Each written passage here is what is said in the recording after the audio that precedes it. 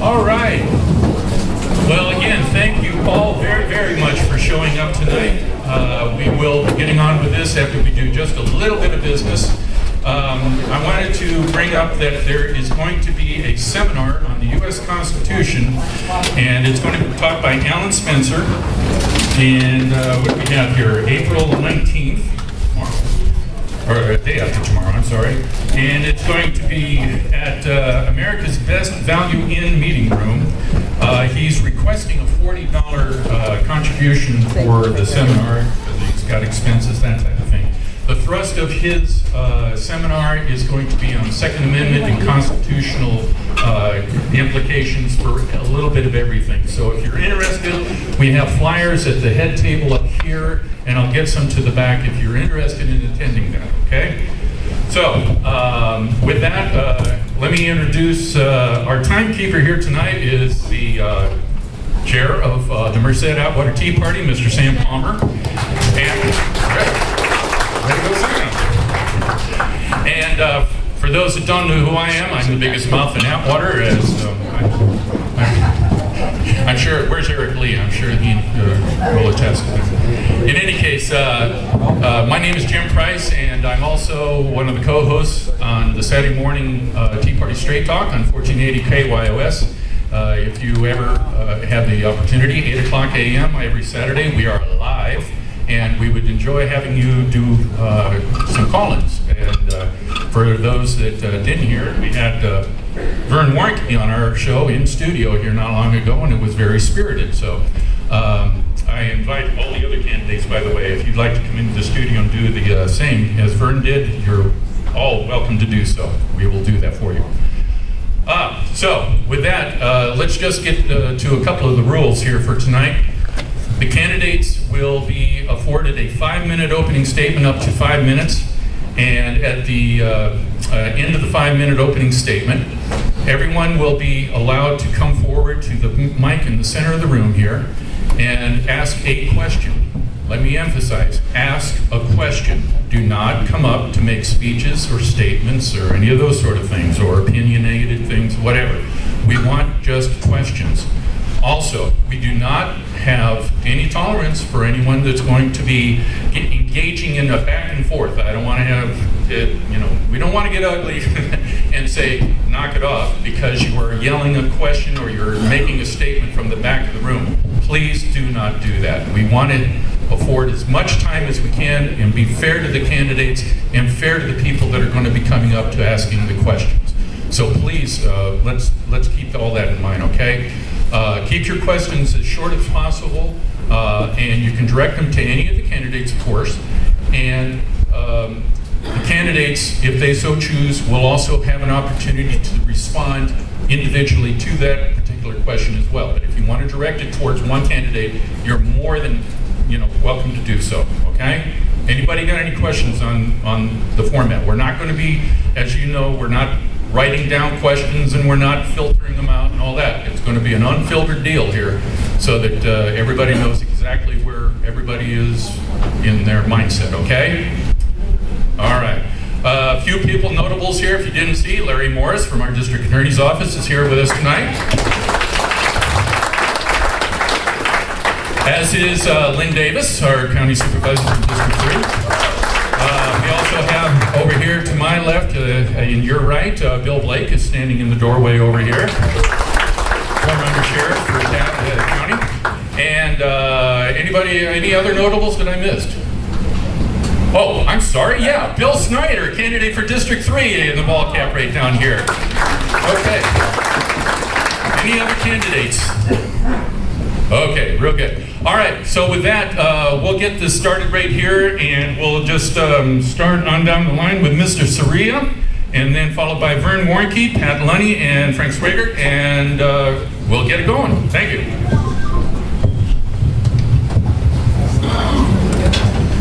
Good evening, how's everybody doing? Thank you. For those of you who don't know me, my name is Jim Soria. I am a council member with the city of Livingston. I'm going on my second term as a council member. I am a father of 3 beautiful girls. I'm married to a wonderful woman. She works for the Modesto Police Department. I have about 25 years in law enforcement experience.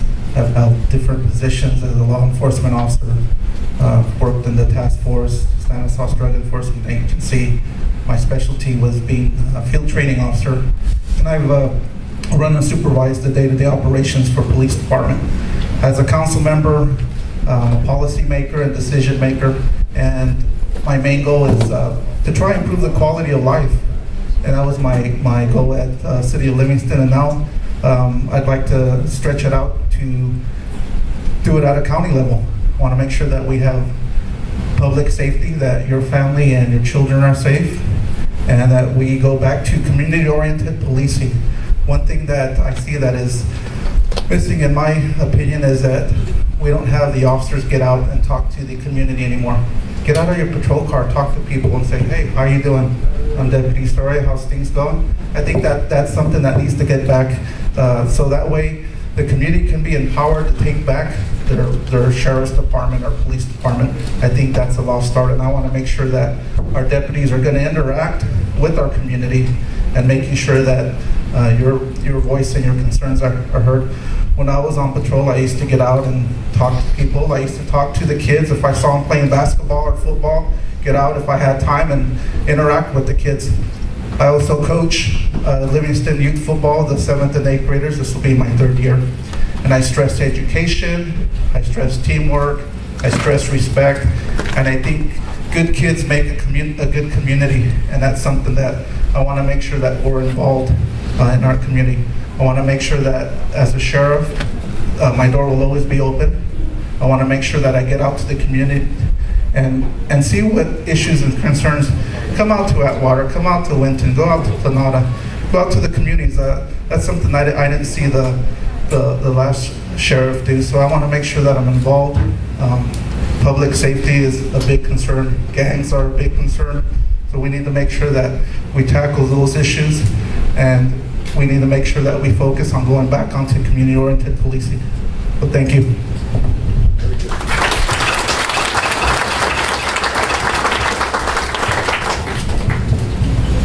Got that timer going? My name is Warnke. I am running for sheriff, and I just didn't wake up one morning and say, you know what, our sheriff's out of town, I think I'll need a job. I've been with the sheriff's office since 1979.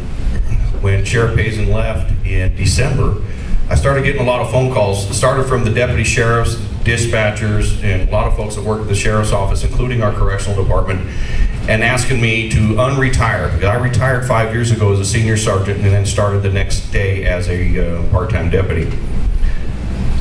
After all those phone calls, and I mean, it got to the point where my battery was wearing down on my cell phone. Normally I can go 3 or 4 days and not have to worry about it. Well, I was having to charge my phone 3 times a day. I talked to my wife because I've had my bride for 33 years. I wanted to keep her around, and I thought, well, I better make this decision with both of us at the helm. She calmly just said, you know what, it's about time. What took you so long? And so that's what I'm doing. I'm running for sheriff because the men and women of our department have asked me to come back and do this because of leadership skills. We've got a lot of issues that we can deal with, and we deal with as a community. And I'm sure that by the time we get done here, the questions are going to be coming back out. I've been through every division within our department except one, corrections, but I've been in that jail enough times booking folks, I can sure tell you what the inside of the place looks like. So I welcome your questions when it comes around, and I'd let you know that I've been in the county since 1970. I am married 33 years, 2 adult daughters and 3 grandsons, and I'm very committed to our community. I thank you very much.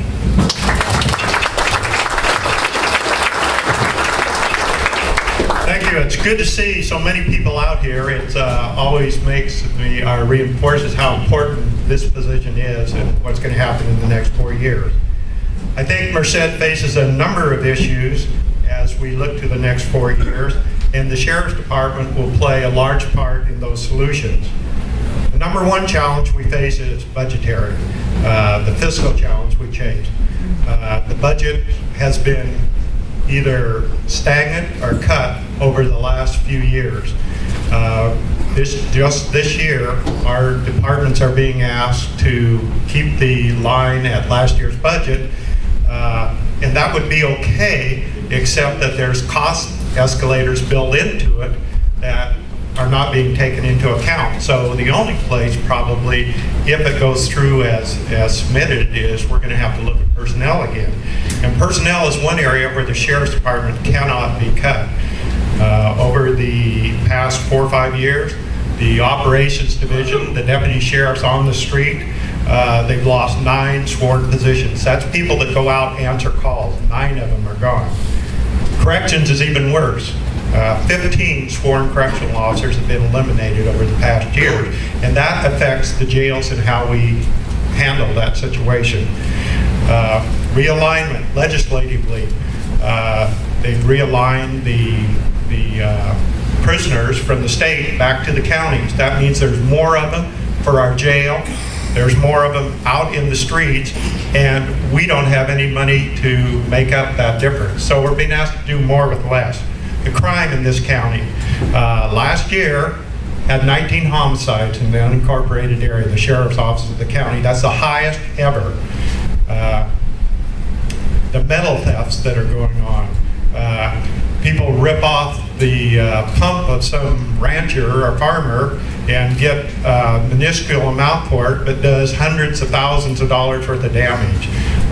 This is bad for our county, and it's bad because how are we going to attract business? How are we going to use this for business development when you have these kinds of statistics floating around?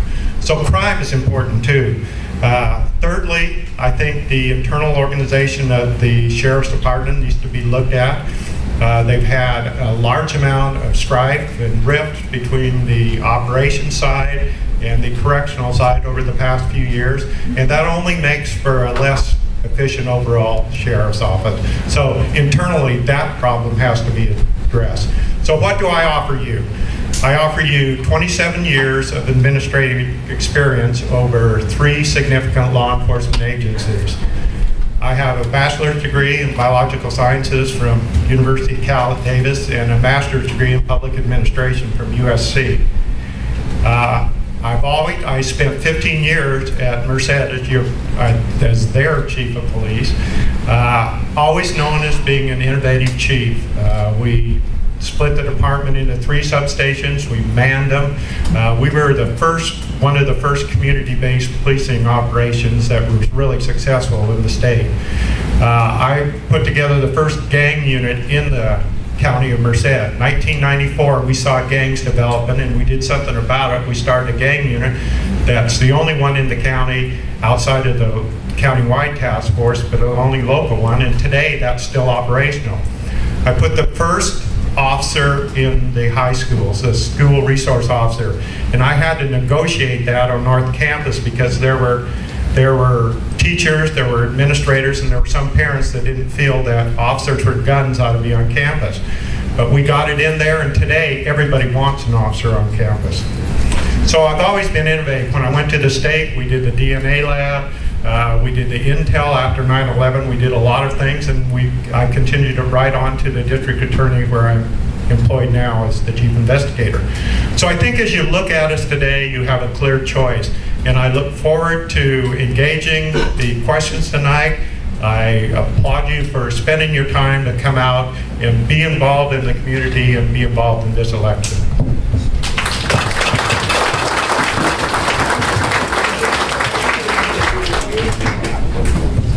My name is Frank Swigert. I'm running for sheriff of Merced County. 3rd generation resident of Merced County, born and raised here. Started working with the Sheriff's Department in 1990. Went full-time in 95. I've worked street crimes. I've worked ag crimes. I'm an instructor with the department.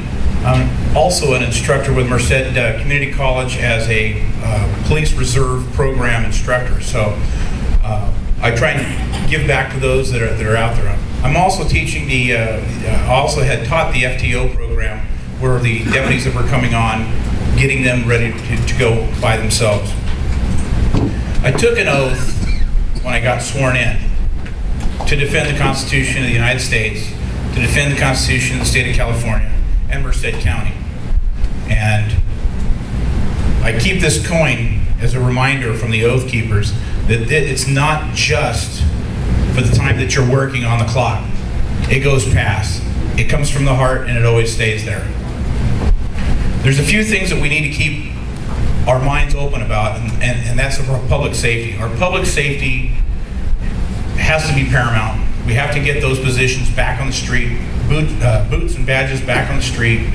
We have to remember that these gangs need to be displaced and moved out of our county in any way, shape, or form that we need to do it. The drugs and the gangs go hand in hand. We can work them both at the same time, and we can displace those. One of the things that I don't think most people are thinking about right now is the drought. If this drought hits, what's it going to do to us? It's not going to be this month, next month, it's going to be next year. It's going to be unemployment, it's going to be homeless, it's going to be foreclosures, it's going to be squatting, it's going to be people doing desperate acts for food, for clothing, and for families. Those are things that need to be prepped and looked for in the future. One of the other things that I want to do is I want to get the education back between the communities and the law enforcement community. We need to educate you, the community, as to how we operate, how we work 24/7, 7 days a week. We don't take weekends and holidays off. We don't get to take vacation days, and the whole department shuts down. We work 24/7, operations and corrections and corners divisions. So we need to educate each other on what the needs of the communities are and how the law enforcement community interacts with the communities. We need to start at the second and third grades. We need to start educating them what a gang is, what drugs are. We need to start working forward. So when they get to that grade school, that 6th, 7th grade, they know what the decisions are before they even get there. So those are some of the things that we need to work on in education. We need to become more transparent between the community and law enforcement. Which brings us to our final overcrowding topic. We know AB 109 is pushing a lot of people on the streets, and the state's still pushing people down. We need to work together with the district attorney's office. We need to collaborate. We need to find ways to shut those loopholes so some people don't come down to our levels. We're fortifying the things that we have going on right now at the main jail with higher fences, more barbed wire, lights on 24/7, things that will discourage people from trying to escape, while continuing to work to find that new jail that's a maximum security, not a minimum security, maximum security. And if it takes years, and if it takes stages where we make 1 pod, 2 pod, 3 pod, that's something that we can actually work in the future towards. I'm the guy that's got 12 to 16 years ahead of me before I even think of the word retirement that I can give to Merced County up front. The citizens of Merced County have the right to have a concealed weapon. If you meet those qualifications, I feel you should have it. In the case of Clive Bundy, if it comes down to it where somebody's rights are being infringed upon, I want to be that guy that steps in. I want to be that guy that protects the community of Merced County, even if it means that I have to arrest somebody in the federal government.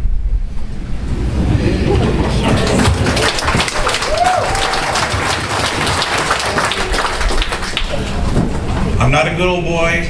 I don't have family in the department. I got here on my own 2 feet. With that in mind, unfortunately, I have prior commitments tonight. I have sponsors that have had a fundraising thing going on that I can't change. So I'm not going to be able to stay for the full thing. But I would hope that if anybody wants to come over, we're going to be at the APC Hall patio. One-on-one questions, I'll answer any questions anybody has. I have a website, I have a Facebook, and please visit me on that. And if you'd like to tune in to KYOS 1480 tonight, I did the Citizen Watch program this afternoon, so you can hear what I had to say on that. Thank you very much.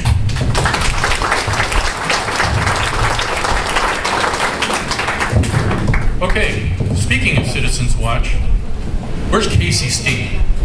There's Casey. That deep voice that comes over the radio. That's Casey, and he does have Citizen Watch. Him and Robert, the Velvet Sledgehammer, and you can listen to him tonight once we leave out of here. Okay, so that pretty much does it for the opening statements. So at this time, we're going to go ahead and open up the floor for questions. Again, come to the mic here in the center so everybody can hear you. And go ahead and state your question, and we'll get it started. No questions, huh? Oh, here comes Barbara Reese Christensen. All right. Yes, my name is Barbara Reese Christensen, and I have a question for the three of you. Let's for the three of you. Would you enforce federal or state gun laws that are in direct violation of the Second Amendment? I guess I'm first. You know, this question's come up before, and the short answer to that is I don't believe that's going to be the situation, because if it's in direct violation to the Second Amendment, that's a violation of the Constitution. It's unconstitutional. All of us have sworn to uphold the Constitution. I've done it 3 times, 3 different law enforcement agencies. I've stood there and raised my hand and sworn to uphold it. So, no, I would not enforce an unconstitutional law.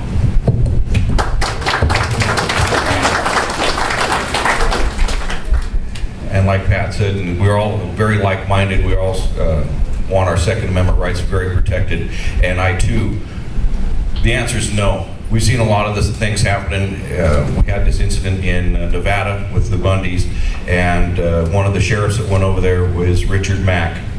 Richard Mack is also coming to see me in 2 Saturdays. Folks, we have to protect our Constitution, and like Pat said, we took an oath to protect that Constitution, and that's my full intent, is to protect the Constitution for the citizens of this county. So every fiber of my being is going to be right there in the front line if it needs to be.